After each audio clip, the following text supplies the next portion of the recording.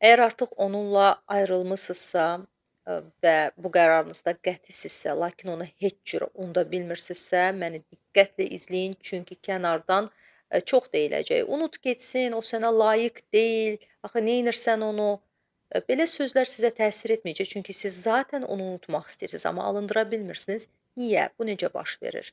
Əslində onunla münasibətdə olduğunuz ərəfədə ona qarşı xüsusi bir dəyər hissi formalaşdırmısınız.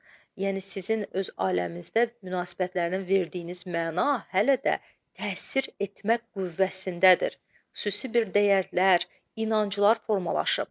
Biz həmin o münasibətlərin araşdırmaq üçün təbii ki, yaranmış, düşüncə tərzinizdə ona qarşı olan hisslərinizi, fikirlərinizi, aradakı o əlaqələri ayrı-ayrı rəflərə yerləşdirməliyik və bu istiqamətdə həmin o düşüncələr bu gün sizdə hansı hissləri oyadırdısa, elə həmin o düşüncələri dəyişməklə yeni bir hisslərin yaranmasına gətirib çıxara bilərik. Bu vəziyyəti çox uzatmadan, vaxt, zaman hər şey öz həllini tapacaq demədən elə isti-isti indicə bu münasibətlərinizi araşdırıb yeni bir duyğularla gələcək həyatınıza təməl qoyasınız. Təbii ki, əgər bu münasibətləri həqiqətən də öz həyatınızdan silmək istəyirsinizsə.